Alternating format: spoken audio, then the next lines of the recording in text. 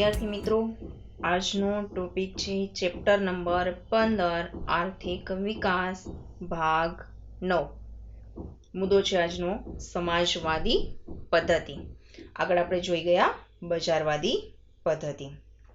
હવે આપણો મુદ્દો છે સમાજવાદી પદ્ધતિ. એ પણ એક ઉત્પાદનના સાધનોની ફાળવણીની એક પદ્ધતિ છે. જેમ બજાર પદ્ધતિ અર્થતંત્ર ચલાવવામાં આવે છે અને જેમ વિકાસ થાય છે આર્થિક, એવી જ રીતે સમાજવાદી પદ્ધતિએ પણ વિકાસ કરવામાં આવે છે. જો હજુ સુધી તમે મારી ચેનલને સબસ્ક્રાઇબ ન કરી હોય તો સબસ્ક્રાઇબ કરો, લાઈક કરો અને શેર કરો. ચલો જોઈ લઈએ આપણે સમાજવાદી પદ્ધતિ. સમાજવાદી પદ્ધતિનો પરિચય 3 ગુણની અંદર પ્રશ્ન પૂછાઈ શકે. બજાર પદ્ધતિ અને સમાજવાદી પદ્ધતિ બંને તદ્દન વિરોધી પદ્ધતિ છે. પેલો મુદ્દો જોવો કે બજાર પદ્ધતિની અનેક ખામીઓ અને નિષ્ફળતાના પરિણામે સમાજવાદી પદ્ધતિનો ઉદ્ભવ થયો. હવે જે દેશે બજાર પદ્ધતિ સ્વીકારી છે પણ કેટલાક દેશના બજાર પદ્ધતિ અનુકૂળ ન આવી અને બજાર પદ્ધતિમાં થોડી ખામીઓ લાગી, તો એ કેટલીક ખામીઓને કારણે કેટલાક દેશોએ સમાજવાદી પદ્ધતિનો સ્વીકાર કર્યો. શોર્ટ ક્વેશ્ચન યાદ રાખવાનો છે. બજાર પદ્ધતિની ખામીઓ અને નિષ્ફળતાને પરિણામે કઈ પદ્ધતિનો ઉદ્ભવ થયો? તો સમાજવાદી યાદ રાખવાનું છે. કયા દેશોએ? તો આપણે આગળ યાદ રાખ્યું હતું. આપણે આગળ બજાર પદ્ધતિમાં કયા દેશની વાત કરી હતી? તો કે અમેરિકા, જાપાન અને ઇંગ્લેન્ડ જેવા દેશો.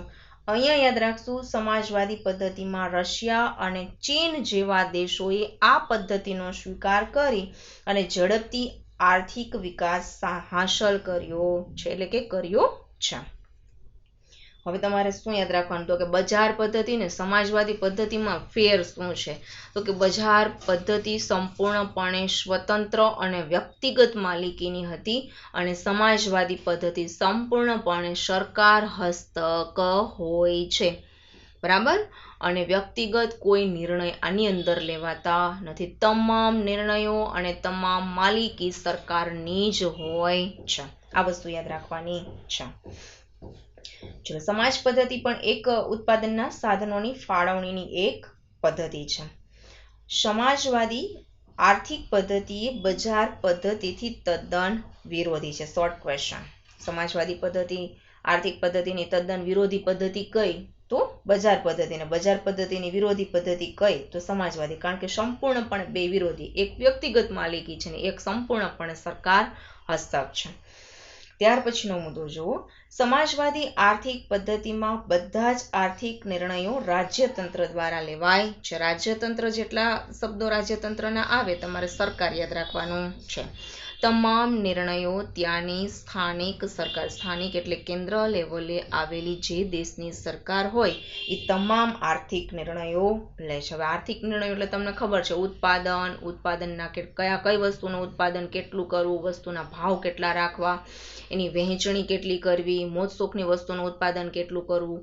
બરાબર? આ બધા નિર્ણયો, કેટલું મૂડીરોકાણ કરવું, કેટલા શ્રમિકો, કેટલો પગાર, બધું સરકાર નક્કી કરે છે. એટલે સંચાલન જ સરકારના હાથમાં હોય છે. બરાબર? એટલે આર્થિક નિર્ણયો રાજ્યતંત્ર દ્વારા લેવાય છે. Short question. તો એનો જવાબ આવશે સમાજવાદી પદ્ધતિ. ઉત્પાદનના બધા જ સાધનોની માલિકી રાજ્યની હોય છે. જો ઉત્પાદનના કોઈ બી કારખાના, સાધનો, પછી સંરક્ષણના સાધનો માટેના કારખાના હોય કે પછી પ્રાથમિક જરૂરિયાતની વસ્તુઓ માટેના કારખાના હોય, મોટા યંત્ર બનાવવાના કારખાના હોય, તમામની માલિકી છે એ સરકાર હસ્તક હોય, સરકારની માલિકીનું હોય છે. કોઈ પર્સનલ વ્યક્તિગત માલિકીનું કોઈ કારખાના કે કોઈ બિઝનેસ હોતું નથી. એટલે સંપૂર્ણપણે બધા જ સાધનોની માલિકી રાજ્યની હોય છે. Short question. તો શું યાદ રાખશું આપણે? એમ કે પ્રશ્ન કે ઉત્પાદનના બધા જ સાધનોની માલિકી રાજ્યની હોય છે. તો યાદ રાખવાનું સમાજવાદી પદ્ધતિ. અને પ્રશ્ન એમ પણ પૂછાય સમાજવાદી પદ્ધતિમાં ઉત્પાદનના બધા જ સાધનોની માલિકી કોની હોય? તો યાદ રાખવાનું રાજ્યની. આ શોર્ટ ક્વેશ્ચન બોલતી જાઉં છું, અંડરલાઈન કરતા જાજો, જેના કારણે તમને ખ્યાલ આવે કે આટલા શોર્ટ ક્વેશ્ચન એમાંથી નીકળે છે. આ પદ્ધતિમાં સમગ્ર અર્થતંત્રનું સંચાલન રાજ્ય દ્વારા થાય છે. બરાબર, આખું અર્થતંત્રનું જે માર્કેટ હોય એ આખું માર્કેટ સરકાર દ્વારા સંચાલન થાય છે. તો શોર્ટ ક્વેશ્ચન થયું કે કઈ પદ્ધતિની અંદર સંપૂર્ણપણે અર્થતંત્ર રાજ્ય સરકાર દ્વારા એનું સંચાલન થાય છે? તો યાદ રાખવાનું છે સમાજવાદી પદ્ધતિ. તેમાં ઉત્પાદન, મૂડીરોકાણ, સાધનોની ફાળવણી, ઉત્પાદનની વહેંચણી વગેરે સમાજની જરૂરિયાતને ધ્યાનમાં રાખી રાજ્ય દ્વારા કરવામાં આવે છે.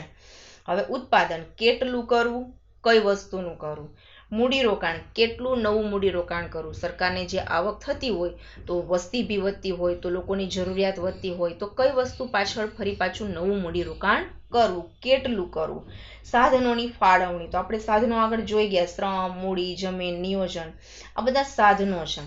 હવે આ સાધનોની સાથે આપણે બીજો મુદ્દો એક જોઈ ગયા હતા, અગત્યાનું ક્રમવાળો, બરાબર, વૈકલ્પિક જરૂરિયાત, પસંદગીનો ક્રમ, એ વગેરે જેવા મુદ્દા છે. તો સાધનોની ફાળવણી, જે સાધન વસ્તુના ઉત્પાદન પાછળ આ સાધનને કામે લગાડવું છે, કઈ વસ્તુના ઉત્પાદન પાછળ લગાડવું એને કહેવાય છે સાધનની ફાળવણી. હવે પ્રાથમિક જરૂરિયાતની વસ્તુ લોકો માટે વધારે મહત્વની હોય તો પેલા એના પાછળ મૂડીરોકાણ કરવાનું અને સાધનોની ફાળવણી કરવાની, અને ત્યાર પછી જો એની પાસે વધારાના રૂપિયા હોય તો એ મોજ શોખની વસ્તુઓ પાછળ મૂડીરોકાણ કરશે. એટલે કઈ વસ્તુના ઉત્પાદન માટે સાધનોને કામે કેટલા પ્રમાણમાં લગાડવા. ત્યાર પછી ઉત્પાદનની વહેંચણી, જે વસ્તુ તૈયાર થઈ ગઈ છે એટલે કે ઉત્પાદન થઈ ગયું છે તો એને જે તે વિસ્તારની અંદર વહેંચણી કરવી, એટલે કે દુકાનો અથવા મોલ દ્વારા વહેંચણી કરવી. બની ગયેલી તૈયાર વસ્તુ, ઉત્પાદિત વસ્તુને ગ્રાહકો સુધી પહોંચાડવી. કઈ રીતે? તો કાં તો દુકાન દ્વારા અને કાં તો મોલ દ્વારા પહોંચાડવામાં આવે છે, તો એને કહેવાય છે ઉત્પાદનની વહેંચણી વગેરે. આ બધી વસ્તુઓ છે એ બધું સમાજની જરૂરિયાતને ધ્યાનમાં રાખીને રાજ્ય દ્વારા કરવામાં આવે છે. જો બજાર પદ્ધતિમાં વ્યક્તિ પોતાનો સ્વાર્થ જોવે કે મને કેટલો નફો થાય છે, એ નફાને ધ્યાનમાં રાખીને જ કામ કરતી હોય અને ઉત્પાદન કરતી હોય. અહીંયા શું ધ્યાનમાં રાખે તો કે પબ્લિક પહેલા, આમ જનતાને શેની જરૂર છે, કઈ વસ્તુની જરૂર છે, કઈ વસ્તુ એને અછત છે, કઈ વસ્તુ એને મળતી નથી, મળે છે તો કેટલા પ્રમાણમાં મળે છે અને એનો કઈ જગ્યાએ ઉપયોગ કરે છે, એ બધી બાબતનો વિચાર કરી અને રાજ્ય સરકાર નિર્ણય લેતી હોય છે, યાની કે કેન્દ્ર સરકાર નિર્ણય લેતી હોય છે. આ પદ્ધતિમાં ઉત્પાદન પ્રક્રિયામાં કેન્દ્ર સ્થાને નફો નહીં પરંતુ સમાજ કલ્યાણ રહેલું છે. શોર્ટ ક્વેશ્ચન યાદ રાખવાનો છે. કઈ પદ્ધતિની ઉત્પાદન પ્રક્રિયામાં કેન્દ્ર સ્થાને નફો નહીં પણ સમાજ હિત અથવા સમાજ કલ્યાણ રહેલું હોય છે? તો સમાજવાદી પદ્ધતિ. શું કામે? તો કે આમાં સરકારને નફો કમાવાનો હેતુ નથી હોતો, બરાબર, એ જે પૈસા મળે એનું નવું ઇન્વેસ્ટ કરી પબ્લિકની જરૂરિયાતને પૂર્ણ કરવી, એ જ એમનો મેન હેતુ હોય. એટલે સમાજનું હિત શેમાં રહેલું છે, સમાજનું કલ્યાણ કઈ વસ્તુનું ઉત્પાદન કરશું તો થશે એને ધ્યાનમાં રાખી અને ઉત્પાદન કરવામાં આવે છે, બરાબર, અને એવા જ નિર્ણયો લેવામાં આવે છે. આમાં કોઈ વ્યક્તિગત પોતાનો નફો કે સ્વાર્થ વૃત્તિ હોતી નથી. સરકાર ઓનલી ફોર એક જ વસ્તુનો વિચાર કરે કે પબ્લિકનું હિત અને એનું કલ્યાણ શેમાં રહેલું છે, પબ્લિકને શેનાથી ફાયદો થશે. ત્યાર પછી તેમાં ચીજવસ્તુઓનું ઉત્પાદન અને ભાવો પણ રાજ્ય દ્વારા નક્કી થાય છે. ઉત્પાદન કેટલું કરવું, બરાબર, અને કઈ જરૂરિયાત વધારે છે તો વધારે ઉત્પાદન કરવું, ઓછું કરવું, સાથે સાથે વસ્તુના ભાવ કેટલા રાખવા, કારણ કે એને નફો કમાવાની કોઈ વૃત્તિ હોતી નથી, એટલે પબ્લિકને અને આમ જનતાને પોષાય તે રીતેના ભાવો પણ સરકાર દ્વારા જ નક્કી કરવામાં આવે છે. બજાર પદ્ધતિમાં શું હતું તો કે પોતાની કંપનીની વસ્તુના ભાવ પોતે જ નક્કી કરે. અહીંયા શું છે તો કે પબ્લિકને જે વસ્તુની જરૂર છે તો એવી જરૂરિયાતવાળી વસ્તુના ભાવ ઓછા રાખવામાં આવે છે, જે અતિ મહત્વની હોય તો એના માટેના ભાવ સરકાર નક્કી કરે, અને એના ભાવ પણ કેવા હોય તો કે પબ્લિક આરામથી સ્ટ્રગલ વગર એ વસ્તુને ખરીદી શકે, એટલે વસ્તુના ભાવ પણ સરકાર નક્કી કરે છે. રાજ્યોએ નક્કી કરેલા ઉત્પાદનના લક્ષ્યાંકોને સિદ્ધ કરવાની જવાબદારી રાજ્ય સંચાલિત કારખાનાને હોય છે. માનો કે રશિયા બહુ મોટો દેશ છે વિસ્તારની દ્રષ્ટિએ, તો એના જુદા જુદા કેટલા બધા પ્રદેશો હોય, તો અલગ અલગ જે પ્રદેશો રાજ્ય તરીકે જે ઓળખાતા હોય, તો તમામ આ રાજ્યને જે એનું અર્થતંત્ર રાજ્યનું સંચાલન કરતા હોય એવા આ રાજ્યના શાસકો અથવા તો અધિકારીઓ હોય એને ટાર્ગેટ આપવામાં આવે છે કે તમારી પાસે આટલા 6 કારખાના છે અને 6 કારખાનામાં તમારી પાસે આટલા શ્રમિકો છે, તો તમારે આટલું ઉત્પાદન કરવું પડશે. એક ટાર્ગેટ યાની કે લક્ષ્ય આપી દેવામાં આવે છે અને એ ટાર્ગેટને પૂરો કરવા માટે તમામ અમલદારો અધિકારીઓ છે પોતાની અંડરમાં કામ કરતા શ્રમિકો પાસે કામ કરાવી અને રાજ્ય સરકારે જે નક્કી કરેલો ટાર્ગેટ છે એ પૂર્ણ કરે છે. બરાબર. જો ટાર્ગેટ અને ધ્યેય નક્કી કરવામાં ન આવે તો સરકારી તંત્રની અંદર કામ કોઈ કરતું નથી. એટલે અહીંયા બધું સરકારનું છે, સરકાર જ પગાર ચૂકે છે, સરકાર જ શ્રમિકોની ભરતી કરે છે, સરકાર જ કારખાના બનાવે છે, સરકાર જ અધિકારીની નિમણૂક કરે છે. એટલે બધું સરકારનું હોય ત્યારે તમામ શ્રમિકોને એક કામ માટેના જે નિશ્ચિત કલાકો હોય, નિશ્ચિત પગાર હોય, એ જ પ્રમાણે કારખાનાને ટાર્ગેટ આપી દેવામાં આવે કે તમારી પાસે આટલા શ્રમિકો છે અને અમે આટલો શ્રમિકોને પગાર આપીએ છીએ, તો તમારે આટલું ઉત્પાદન તો કરવું જ પડશે. જેમ આપણે પ્રાઇવેટ કંપનીની અંદર કોઈ દવાની કંપનીમાં કામ કરતા હોય, કોઈ સેલ્સમેન હોય, તો એ લોકોને ટાર્ગેટ આપે કે તમારે આજે 100 પેકેટ આ કંપનીના વસ્તુના વેચી આવવાના છે. એમ અહીંયા પણ ઉત્પાદન માટે ટાર્ગેટ આપવામાં આવે છે, જેના કારણે કામ છે કાફી સ્પીડી થાય છે. ખેતી પણ રાજ્યની માલિકીની હોય છે. જેમ આપણે એમ કહીએ કે આ જમીન મારી, ઓલી જમીન તમારી, એવું ત્યાં હોતું નથી. સંપૂર્ણપણે ખેતીલાયક જમીન બધી હોય એ સરકારની હોય છે અને શ્રમિકો એના ઉપર કામ કરે છે. એટલે કે ખેતીની અંદર શ્રમિકોએ તેમની ક્ષમતા મુજબ કામ કરે છે અને જે કામ કરે છે એ મુજબ જ એને વેતન આપવામાં આવે છે. બરાબર. એટલે ખેતીની જમીન, ખેતી ખેડવા લાયક જે બધી જમીન હોય એ સરકાર હસ્તક હોય અને જે લોકોને કામે રાખવામાં આવેલા હોય એ જેટલું કામ કરે એની ક્ષમતા અને શક્તિ પ્રમાણે એટલું સામે એને વેતન આપવામાં આવે છે. પણ એક મુદ્દો મહત્વનો છે, સરખા કામ માટે સરખું વેતન. બરાબર. વધારે ઓછું હોતું નથી. અહીંયા મુદ્દો છે પૂર્ણ થાય છે. ત્યાર પછીનો મુદ્દો છે સમાજવાદી પદ્ધતિના લક્ષણો. 2 ગુણનો પ્રશ્ન જોઈ લો. કદાચ તમને લક્ષણો છે એ 4 મુદ્દા યાદ ન રહે તો આગળના પરિચયમાંથી જેટલા બી મુદ્દા યાદ રહે તમારે લખી નાખવાના. બને ત્યાં સુધી શોર્ટ ક્વેશ્ચન છે એ શોર્ટ ક્વેશ્ચન યાદ રાખવાની કોશિશ કરવાની. જેટલા શોર્ટ ક્વેશ્ચન યાદ રાખશો એટલે પ્રશ્ન આખો તૈયાર થઈ જશે. જો એનો પહેલો મુદ્દો ઉત્પાદન સમાજવાદી પદ્ધતિના લક્ષણોમાં ઉત્પાદનના સાધનોની માલિકી રાજ્યની હોય છે. આગળના મુદ્દામાં આવી ગયું કે સંપૂર્ણ બધા સાધનોની માલિકી સરકારની હોય. અર્થતંત્રમાં બધા જ આર્થિક નિર્ણયો રાજ્ય દ્વારા લેવામાં આવે છે. એ પણ આગળ આવી ગયો છે. તમામ અર્થતંત્રના ઉત્પાદનથી માંડી, વહેંચણીથી માંડી, બરાબર, આ બધા નિર્ણયો છે એ રાજ્ય સરકાર દ્વારા લેવામાં આવે છે.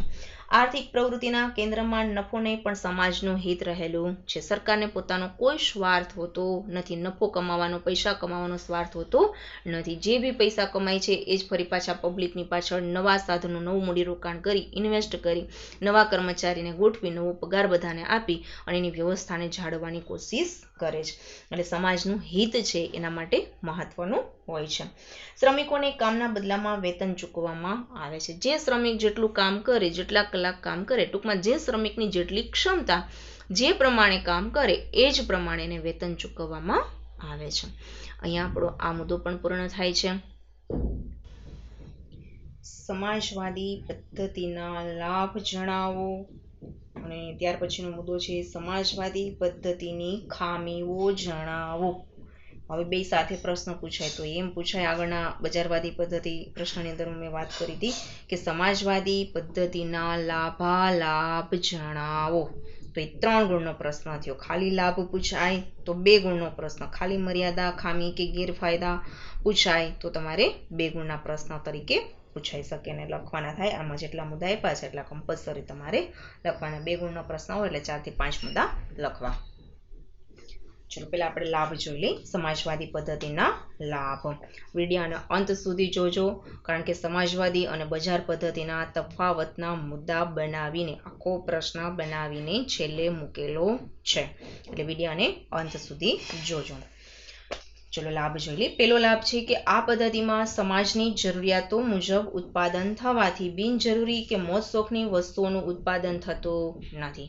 શું કામે આવું કરે છે? તો કે સમાજની અંદર બજાર પદ્ધતિ હતી એને સૌથી વધારે નફો કમાવો હતો, એટલે મોજ શોખની વસ્તુ પાછળ વધુ મૂડીરોકાણ કરતી અને ખૂબ રૂપિયા કમાતી. અહીંયા શું છે? તો કે સમાજ કલ્યાણનો હેતુ રહેલો છે, એટલે સમાજની જરૂરિયાતો, જે લોકોની જરૂરિયાતો છે એ વસ્તુનું વધારે ઉત્પાદન થાય, બરાબર. અને મોજ શોખની વસ્તુનું ઉત્પાદન હાવ થતું ન હોય એવું ન હોય, પણ થોડુંક ઓછું થતું હોય. સૌથી પહેલા પ્રાથમિક જરૂરિયાતને મહત્વ આપવામાં આવે અને ત્યાર પછી જો એમની પાસે પૈસા હોય તો એ મોજ શોખની વસ્તુઓ પાછળ મૂડીરોકાણ કરે છે.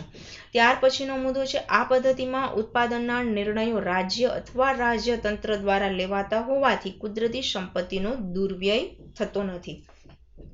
હવે આપણે પહેલામાં શું યાદ રાખ્યું હતું બજાર પદ્ધતિમાં? તો કે કુદરતી સંપત્તિનો બેફામ ઉપયોગ થાય, દુર્વ્યય થાય છે. અહીંયા તમામ નિર્ણયો સરકાર દ્વારા લેવાના થતા હોવાથી, રાજ્ય સરકાર લેતી હોવાથી અહીં કુદરતી સંપત્તિનો જેટલો બી ઉપયોગ થાય એટલો સદઉપયોગ અને કરકસરપૂર્વક ઉપયોગ કરવામાં આવે છે. કુદરતી સંપત્તિને વેડફવામાં આવતી નથી. ત્યાર પછીનો મુદ્દો છે, આવક અને સંપત્તિની અસમાનતા દૂર થાય છે. ઓલામાં આપણે એમ યાદ રાખ્યું હતું બજાર પદ્ધતિમાં અસમાનતા થાય, ઉચ્ચ વર્ગ અને નિમ્ન વર્ગ જેવા ભેદ સર્જાય છે. અહીંયા શું થશે? તો કે દરેકની આવક સરખા કામ માટે સરખા જ પગાર મળતા હશે, સરખું જ વેતન મળતું હશે અને કોઈ માલિક વર્ગ હશે નહીં, કારણ કે તમામ જે સંપૂર્ણપણે ઉત્પાદનના સાધનોની માલિકી છે એ સરકારની છે, એટલે કોઈ વ્યક્તિગત માલિક હોતો નથી, બરાબર. અને જેટલા બી કર્મચારીઓ કામ કરે છે તો સરખું કામ માટે સરખું વેતન, એટલે ઉચ્ચ વર્ગ, નિમ્ન વર્ગ, માલિક વર્ગ, મજૂર વર્ગ એવા કોઈ ભેદ અહીંયા જોવા મળતા નથી, એટલે બે વચ્ચે કોઈ ગેપ જોવા મળતો નથી, એટલે અસમાનતા હોતી નથી. ગ્રાહકોનું શોષણ થતું નથી. ઓમાં થતું હતું બજાર પદ્ધતિમાં, યાદ રાખ્યું કે ગ્રાહકોનું અજ્ઞાનતાને કારણે જાહેરાતોની આકર્ષાય અને વસ્તુની ખરીદી કરતા, એટલે શોષણ થતું હતું, પણ અહીંયા શોષણ થતું નથી. જો શું કામે? તો કે વસ્તુનું જે ઉત્પાદન સરકાર કરે છે એ શક્ય હોય ત્યાં સુધી ગુણવત્તાને ધ્યાનમાં રાખીને જ કરે છે, બરાબર. પ્રાઇસ પણ પબ્લિકને પોસાય એ રીતે ધ્યાનમાં રાખીને એની પ્રાઇસ પણ નક્કી કરે છે. જે વસ્તુ એક પ્રદેશમાં જે ભાવે વેચાતી હોય એ જ વસ્તુને એ જ કંપનીની એ બીજા વિસ્તારની અંદર આવેલી જે બી દુકાનો કે મોલ હોય ત્યાં પણ એ વસ્તુ એ જ પ્રાઇસ સાથે વેચવામાં આવે છે અને એ જ ગુણવત્તા, એમાં કોઈ ચેન્જીસ હોતું નથી. આખા દેશના કોઈ બી પ્રદેશમાંથી, કોઈ બી દુકાન, કોઈ બી મોલમાંથી લ્યો તો વસ્તુ સરખી જ મળે છે, સરખા જ ભાવે મળે છે, એટલે ગ્રાહકોનું શોષણ થવાનું કોઈ શક્યતા રહેતી નથી. હવે આવે છે સમાજવાદી પદ્ધતિની મર્યાદાઓ અથવા ખામીઓ અથવા ગેરલાભ 2 ગુણના પ્રશ્નમાં. જો આટલી સરસ પદ્ધતિ છે, સમાજનું કલ્યાણ કરી રહી છે, સમાન વહેંચણી, સમાન આવક, આ બધા ઉમદા એના ધ્યેય સાથે કામ કરતી હોવા છતાં પણ એની કેટલીક ખામીઓ રહેલી છે, કારણ કે કોઈ બી પદ્ધતિ ક્યારેય સંપૂર્ણપણે 100% લાભ કરતી હોતી નથી, લાભદાયક હોતી નથી, એની કમી હોય ને હોય જ. પેલો મુદ્દો જોઈએ, ઉત્પાદનના સાધનોની માલિકી રાજ્યની હોવાથી ઉત્પાદન વધારવા માટે પ્રોત્સાહન મળતું નથી. અહીંયા તમામ કર્મચારીઓ ગવર્મેન્ટ વર્કર તરીકે કામ કરે છે, સરખા કામ માટે સરખું વેતન મળે છે, વ્યક્તિગત કોઈ મૂડીરોકાણ હોતું નથી, બધું સરકાર જ મૂડીરોકાણ કરે, વસ્તુના ભાવ બી સરકાર રાખે, નફો કમાવાનો કોઈ હેતુ હોતો નથી, વ્યક્તિને માત્ર પગાર જ મળે છે, વ્યક્તિગત માલિકીનો કોઈ બિઝનેસ હોતો નથી, એટલે માત્ર ને માત્ર એને જેટલા કલાક જે કામ કરવાનું હોય એટલું જ કામ કરે, એટલા કલાકમાં જેટલું ઉત્પાદન કરવાનું હોય એટલું જ કરે, કારણ કે એને પોતાને કોઈ એક્સ્ટ્રા કામ કરતા કે વધુ ઉત્પાદન કરતા એને વધુ નફો મળતો નથી, એટલે કે વધારાની કોઈ સેલેરી એમને મળવાની નથી, એટલે જેટલા કલાક જે કામ કરવાનું થતું હોય જેટલું ઉત્પાદન થાય એટલું જ કરે છે, વધારાનું ઉત્પાદન કરતા નથી. શું કામે? તો કે એનો પર્સનલ એને કોઈ એમાં વધારાની ઇન્કમ મળતી નથી, વધારાની આવક થતી નથી, એટલે વધારાના ઉત્પાદન માટે પ્રોત્સાહન મળતું નથી. પણ જો બજાર પદ્ધતિ હોય તો એનો એક જ હેતુ હોય નફો કમાવો, એટલે શું કરે? વધુ ને વધુ ઉત્પાદન કરશે, પણ અહીંયા એવું રહેશે નહીં. સ્પર્ધા અને હરીફાઈના અભાવને કારણે અર્થતંત્રમાં સંશોધનને વેગ મળતો નથી. આમાં સરકાર જ બધું કરતી હોય તો કોઈ બીજી કોઈ કંપની સ્પર્ધક હોતી નથી. બધું સંચાલન સરકારના હાથમાં હોય એટલે સ્પર્ધાનો કોઈ પ્રશ્ન જ ઊભો થાય. એ સ્પર્ધા ના હોય તો નવું સંશોધન કરવું પડે નહીં, કારણ કે બે કંપની સ્પર્ધક હોય તો એક કંપની બીજી કંપનીને પાડવા માટે પોતાનો માંગ વધારવા માટે સતત પ્રયત્ન કરતી હોય. અહીંયા એવું હોતું નથી. જે વસ્તુનું ઉત્પાદન થાય એક જ પ્રકારનું થાય છે. એટલે વ્યક્તિગત સ્પર્ધા અને હરીફાઈ ન હોય અને જે એક જ પ્રકારની એક જ વસ્તુનું ઉત્પાદન એક જ સરખું એક જ ગુણવત્તાવાળું થતું હોય એટલે નવું કોઈ સંશોધન કરવાની એને જરૂર રહેતી નથી. ત્યાર પછીનો મુદ્દો છે, આ પદ્ધતિમાં વ્યક્તિગત સ્વાતંત્ર્ય જળવાતું નથી. જો બજાર પદ્ધતિ સંપૂર્ણપણે સ્વતંત્ર હતી અને જેટલું કરવું હોય ઉત્પાદન, જેટલો ભાવ રાખવો હોય, જેટલી જાહેરાત આપવી, બધી બાબતોમાં આર્થિક નિર્ણયોમાં સ્વતંત્ર હતી. અહીંયા સંપૂર્ણપણે સરકાર જ કરતી હોવાને કારણે વ્યક્તિ ગમે તેટલો ભણેલો ગણેલો ટેલેન્ટ હોય, અનુભવી હોય તો બી એનું અંગત સ્વાતંત્ર્ય જળવાતું નથી. જેમ સરકાર કહે એમ જ એને કરવું પડે છે. પોતાના મગજને એને ચલાવવાનો થતો નથી. બરાબર, જે કામ કીધું હોય એ જ પ્રમાણે એને ચાલવાનું હોય. ત્યાર પછી રાજ્યના સંપૂર્ણ હસ્તક્ષેપને કારણે અમલદારશાહીનો ભય ઊભો થાય છે. આ મુદ્દાને સમજજો. જો સરકારની દરેક બાબતમાં દખલગીરી છે, દરેક બાબતના નિર્ણયો સરકાર જ લે છે, તો જે સરકારે જે વિસ્તારની અંદર કારખાના અથવા ઉત્પાદનના જેટલા બી ક્ષેત્ર હોય ત્યાં એને ટાર્ગેટ પૂરા કરવા માટે અધિકારીઓ નેમેલા હોય. હવે જ્યાં જ્યાં આવા ઉચ્ચ અધિકારીઓ કામ કરતા હશે તો તમામ કર્મચારી આ અધિકારની અંડરમાં રહીને કામ કરશે, એટલે કે એની નીચે એના હેઠળ રહીને કામ કરતા હશે. તો કર્મચારી જો અમલદાર સારો હશે તો કોઈ પ્રશ્ન નથી, પણ કેટલાક અમલદારો છે એ પોતાની હક જમાવે, અધિકારી પદ છે, મેનેજર પદે પોતે હોય તો પોતાનું પદ છે એનું એને અભિમાન હોય છે અને એની અંડરમાં રહેલા વ્યક્તિઓ છે એનું આર્થિક, સામાજિક અને શારીરિક અને માનસિક શોષણ સતત કરે છે. વધારે કલાક કામ પણ લઈ લે છે, ક્યારેક રજા જોતી હોય તો રજા પણ ન આપે અને ક્યારેક થોડું ઘણું લેટ થયું હોય તો વેતન પણ કાપી નાખે. બરાબર, એટલે એ મજૂરો અને કર્મચારીઓ છે એના અધિકારીથી બીએ છે, એની અંડરમાં રહીને એને કામ કરવું પડે છે. શું કામે? તો કે સરકાર છે એ સરકારે નિમેલા અધિકારીઓ છે એ અધિકારીઓની વાત ન માને તો એને નોકરીમાંથી કાઢી પણ નાખે છે. એટલે આવા જે સરકારે રાખેલા અધિકારીઓ છે એ અધિકારીઓ છે એ અમલદારશાહી ભોગવે છે. બરાબર, એને જ અમલદારશાહી કહેવામાં આવે છે. આ અધિકારી પદ છે, પોતાનું સ્ટેટસ છે એ સ્ટેટસને એના પદને છે એ ભોગવે છે અને જેના કારણે ક્યારેક મજૂરોનું શોષણ પણ થાય છે. અહીંયા આપણો આ મુદ્દો છે એ પૂર્ણ થાય છે. સમાજવાદી પદ્ધતિવાળો મુદ્દો સંપૂર્ણપણે પૂર્ણ થાય છે. અહીંયા મેં બજાર પદ્ધતિ અને સમાજવાદી પદ્ધતિ 2017ની અંદર તફાવત પૂછાઈ ગયેલો છે, IMP પણ છે, તો મેં અહીંયા બનાવીને મુદ્દા કમ્પ્લીટ કરીને રાખેલા છે. તમે એક વખત એને બુકની અંદર લખી અને રીડ પણ કરી જાજો. બરાબર, અહીંયા હું સ્પીડથી આ મુદ્દાને બોલું છું. બજાર પદ્ધતિ અને સમાજવાદી પદ્ધતિ, જો આ આટલા મુદ્દા મેં લખેલા છે, 8 મુદ્દા, તમને આવડતા કોઈ બી 5 મુદ્દા તમારે યાદ રાખવાની કોશિશ કરવાની છે. આ 3 ગુણનો પ્રશ્ન છે. 2 ગુણનો પૂછાય તો તમારે 4 મુદ્દા લખવાના અને 3 ગુણનો પૂછાય તો 5 થી 6 મુદ્દા લખવા પ્રયાસ કરવો. ચલો, અહીંયા બજાર પદ્ધતિ. આ પદ્ધતિમાં ઉત્પાદનના સાધનોની માલિકી વ્યક્તિગત અને ખાનગી હોય છે. સમાજવાદી પદ્ધતિમાં ઉત્પાદનના સાધનોની માલિકી રાજ્યની હોય છે.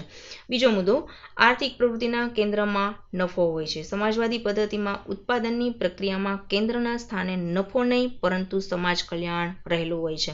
બજાર પદ્ધતિ, વ્યક્તિનું આર્થિક સ્વાતંત્ર્ય જળવાય છે. સમાજવાદી પદ્ધતિ, વ્યક્તિને આર્થિક સ્વાતંત્ર્ય અને અંગત પસંદગીનું સ્વાતંત્ર્ય હોતું નથી. બજાર પદ્ધતિ, ચોથો મુદ્દો, નફાને ધ્યાનમાં રાખીને ઉત્પાદન થતું હોવાથી મોજશોખની વસ્તુઓનું ઉત્પાદન વધુ થાય છે. સામે તો કે સમાજની જરૂરિયાતો મુજબ ઉત્પાદન થતું હોવાથી બિનજરૂરી કે મોજશોખની વસ્તુઓનું ઉત્પાદન થતું નથી. બજાર પદ્ધતિ, પાંચમો મુદ્દો, રાજ્યની કોઈ નીતિ વિષયક ભૂમિકા ન હોવાથી કુદરતી સંપત્તિનો દુર્વ્યય થાય છે. સમાજવાદી પદ્ધતિમાં ઉત્પાદનના નિર્ણયો રાજ્ય દ્વારા લેવાતા હોવાથી કુદરતી સંપત્તિનો દુર્વ્યય થતો નથી. બજાર પદ્ધતિમાં છઠ્ઠો મુદ્દો, આવક અને સંપત્તિનું કેન્દ્રીકરણ થવાથી આવકની અસમાનતામાં વધારો થાય છે. સામે આવક અને સંપત્તિની અસમાનતા દૂર થાય છે. 7મો મુદ્દો, ગ્રાહકોની બજાર વિશેની અજ્ઞાનતાને કારણે તેનું શોષણ થાય છે. સામે ગ્રાહકોનું શોષણ થતું નથી. બજાર પદ્ધતિમાં છેલ્લો અને 8મો મુદ્દો, અર્થતંત્રમાં સતત નવા સંશોધનો થતા રહે છે, જેના કારણે આર્થિક વિકાસને વેગ મળે છે. સમાજવાદી પદ્ધતિ 8મો અને છેલ્લો મુદ્દો, સ્પર્ધા કે હરીફાઈના અભાવને કારણે અર્થતંત્રમાં સંશોધનને વેગ મળતો નથી. અહીંયા આપણો કમ્પ્લીટ સમાજવાદી પદ્ધતિ, બજારવાદી પદ્ધતિવાળા મુદ્દા પૂર્ણ થાય છે. Thank you.